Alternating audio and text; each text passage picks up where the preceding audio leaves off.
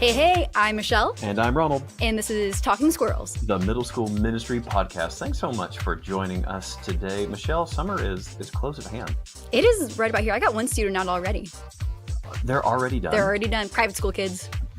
Oh, well, that's what happens. And then the homeschool kids, they're like, we're going to be done like a month ago or just whenever we want. Yeah, they've already gone traveling and are on their third mission trip. Do you have a lot of homeschool families in your church? We do. We actually have a good amount of cohorts around the Bay Area. Oh, the cohorts. The cohorts.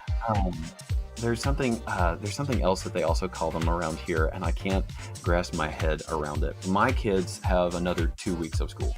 Ours don't get out until third week of June. Oh my gosh. The normal regular schools around public schools. Oh yeah, the public schools, and which is totally where my kids are going because hey, free education. I like it. 100%. Yes. So with summer coming around, there is a lot of happening with students not being in our churches. Do your kids travel a lot? Oh, it's constant. We won't see a lot of them for 3 months. I literally had a kid hug me and say, "Goodbye, Ronald. I will see you in August." That's amazing. And I know she's not the only one. They're going up to their house in Michigan. I have another kid who they're going to go to Japan and Taiwan because obviously, why would you not? Right. We have a lot. We have a big population who go and just visit family for the entire summer in so many different countries. Did you do that when you were a kid? That was not my experience. That was not what I was the kid who went to every summer camp. Because both my parents worked. And so they were like, we can't watch you. Here's the summer camp down the street. No, totally. I went to a daycare at a church. Exactly. Right. And so we just went to all the VBSs, all of them. Oh, totally. Yeah, I didn't grow up in the church, so I imagine that would have been my experience. But instead I got put in paintball camp and kayak camp, which was amazing. Okay, paintball camp sounds totally worth it. It was the coolest thing ever.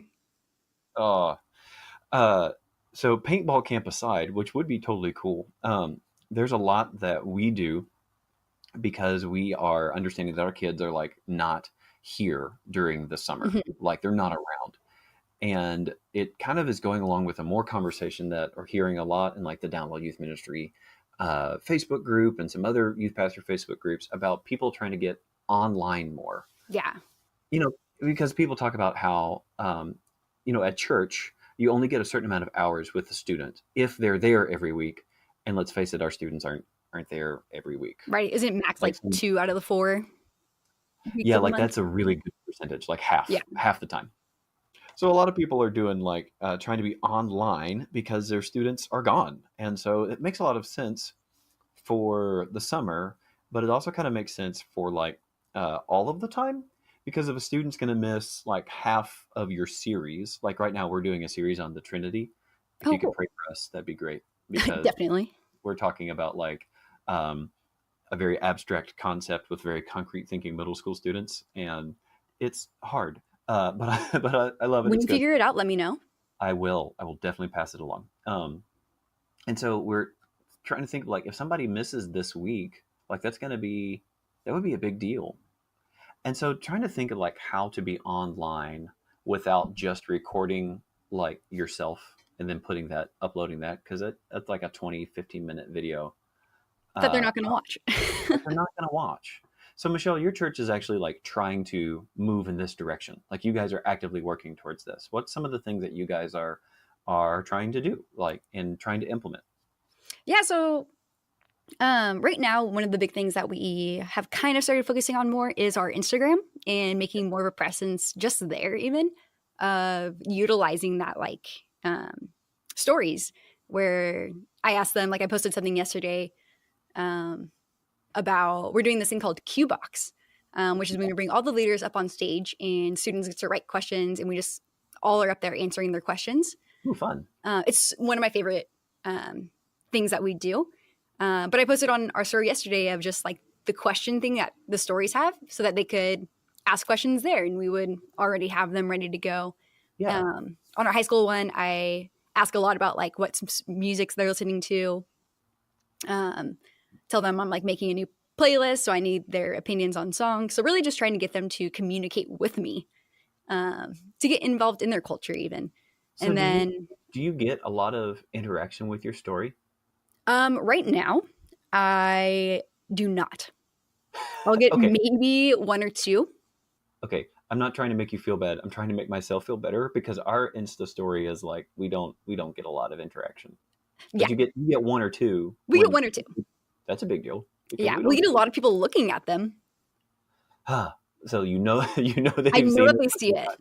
Look, I know you saw my question. Just type in 3 words, please. Exactly. I'm like, even just say hi. Yeah. Love me. Please. And so Instagram, okay, so trying to be more of a present on Instagram. Yeah. And then you've talked about that you are potentially, like, your church is trying to maybe think about what it would be like to do some YouTube stuff. Yeah. So we have the account created, and now it's just a matter of actually doing the work to get everything up there. So like, are you guys going to do like really professional stuff, or is it going to be more like off the cuff, or what are you guys thinking? It's going to be such bad quality in the beginning, like just out of the blue, like, because we're going to be using like our phones, our computers. Right. We don't have any of that kind of like high digital stuff, but what we do have is our students, who we want to try and even bring in on some videos. So we want to utilize their stories. Yeah. We want to post some of their stories. One of the other things that we really want to start doing specifically is some parent ministry and recording some hot topics that parents are asking us about. And kind of even just doing like a quick 10-15 minute talk with one of the other pastors on staff. Just having real discussions about like, hey, how do I talk to my kid about sex? How do I talk to my kid about LGBTQ? Things like that. So are you guys going to have so on YouTube, you can have different channels on your same account. So like, are you going to have like a parent channel or a parent helps channel or like a student story channel and some things like that? Are you guys considering that kind of stuff? I think right now the YouTube is going to stay predominantly for the students. Parents are absolutely welcome, of course, as always. But what we do is we utilize our secret parent Facebook page where students don't have access. So we'll post like Facebook Lives. We'll post those, maybe some hidden YouTube videos into the parents page. Sneaky, and I like it. Oh yeah, got to be sneaky. Yeah, and we had done a little bit of this with the high school pastor and I 3 years ago. We tried to do some Facebook Live stuff, and I didn't have the tools, didn't have the know-how, and we got a little bit of traction, but like not a ton. Like we would get the homeschoolers, hey, who would watch, but really we got the homeschool moms because they were the ones who were on Facebook, not their kids. Right. And so I think if we were to go in and try something now, we would have more success with it. But then it becomes okay, what do you like? What do you talk about? So like, do you do like a quick 1 minute lesson recap? Do you do like a quick 3 minute lesson recap? I don't know. But then there's also, for me, I'm trying to think of how would I make it fun? Yes. Right. Like, how would I make it to where, like, I love that you've got students coming on because students want to hear themselves. That's a thing. Always. But then like they might share that with a friend, but like students would love to see themselves having fun playing a game. So like if we could like figure out, for me, I'm trying to think, could we record students playing what would normally be like the upfront game? Like that could be funny. Ooh. And it doesn't necessarily have to be like the best production ever, but just like maybe a quiz and, and the loser gets a pie in the face or, something very middle school humor. Like, absolutely. And so could that also be a part of the fun that gets a student to come? Because I'm in for like the devotion, and I love having the parent piece because you can't have like parent meetings forever. Right. So like if you guys are giving them opportunities to like connect with y'all on social media, on Facebook or on YouTube and talk about those topics, a parent could watch that and feel encouraged and equipped, and you have your presence online. That's a win. That's a big deal. Yeah, I think it could be really big for a lot of different ministries to start utilizing that online presence a bit more. And I love that you're just starting with a cell phone and a computer, right? Oh, yeah. If it Because flops, like we're not going to go buy, a couple $1,000s worth of equipment. I saw somebody say that they went to a conference and the conference told them, if you don't have $40,000, don't start. Wow. Like 40 grand. And I get it. Like if you're going to do like professional grade quality, like, yeah, like, okay, like you would easily burn that in like video cameras and equipment and the designated computer. Oh, totally. But think of all these churches that like 40 grand is their budget, like for the year. And I don't mean like the student ministry. I mean like the church. Oh, yeah. So like they've got cell phones, right? And most people, most computers come with like iMovie or whatever. Oh, yeah. That could edit that. And so you could have a presence online for your students and for your parents that wouldn't necessarily like break the bank. No, I think the quality that we have in our hands right now is just as good to start something. Yeah.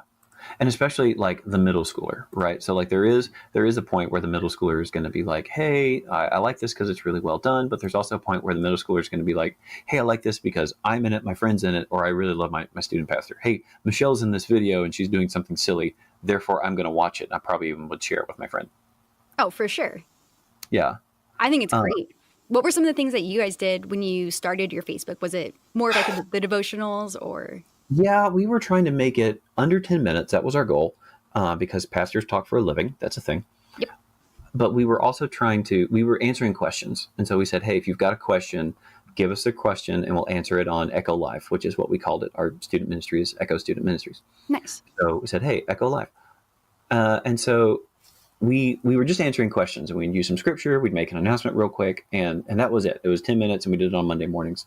Nice. Like I said, we got a little bit of traction, but really I think now with YouTube culture and with a lot of our students being on YouTube, like a ton, it might actually be more helpful. And I think like even there's a free application that Andrew Larson from the Morning After Ministry show told me about called OBS that you guys might use with all of your stuff. It's just really easy, a really easy application that you can put pictures over your video where you have like your names underneath it and some stuff like that. Oh, interesting. It's called OBS? OBS. I'll put a link. I'm going to have to write that one down. Show notes and things like that. But that's a free application that you can use, Windows and Mac, and I think even Linux, because people use Linux computers, I know, somewhere. That's a thing? Yeah, right. I think it's still a thing. And so like it's a free application that you can use and you can download it and make your videos a little bit more quality just by like putting like your church logo at the bottom of the screen. Oh, that's and, like, great. Your pastor's names. And I even bought another app, which for some stuff that we're doing, it's called OBS Camera. And so instead of having to go and buy a digital camera that you connect to your computer, it turns my cell phone into the camera. Oh, that's cool. And so it's OBS Camera. That cost money. That was like $15. But even that, that's so affordable. Yeah. And so you're using your cell phone, using your computer, maybe you've got some music that you downloaded from a royalty-free music place. And I mean, you can be rolling with really without a lot of money. And I bet you've got students, even middle schoolers, who know this stuff and be like, oh, they'd love to, run the tech for it. Oh, for sure. Those kids know more than I do. Right. And so I love that this is a thing right now. And so thinking about how to do this for middle school students could be super helpful, especially like you were talking about for middle school parents. Yeah. So that could be huge. And then that way, when your students aren't there, they are still connected to what you are doing as a ministry and they're still around. I think that's really cool. And who doesn't love seeing themselves in a video, right? I'm selfish enough to where I like seeing myself in a video. Of course, because we love ourselves. Yeah. I still have that selfish tendency. So I think that's why we're great for middle school. Middle school pastors out there, if you are not on YouTube or Facebook Live or implementing video in some way with Instagram stories or things like that, maybe consider it. Ask a student, what kind of channel would they be interested in subscribing to? What would they do? What would they watch from your ministry, a 3-minute devotion, playing some silly games, announcements, whatever. Ask them and see what they could come up with. Maybe you could have a really cool thing on your hands that you could implement this summer and then maybe continue on. And it could be a really cool thing. And if you're really good at it already, call me. Tell us. Yeah, call Michelle. Please let us know, because we don't know what we're doing. I don't know what I'm doing. but we'd like to learn. Help we me. Need to get better, right? Hey, thanks so much for listening. And if you know what you're doing on YouTube, or your ministry has a great YouTube channel, would love for you to comment on this and tell us about it. Send us an email, talkingsquirrelspodcast@gmail.com. We'd love to check it out and see what you're doing so that we can copy you, because this is youth ministry and that's what we do. I just loved that. It's so true. It's so true. There's nothing. It's so real. It's real. Hey, thanks for listening, everybody. Y'all are amazing. We will see you again next week. See you later.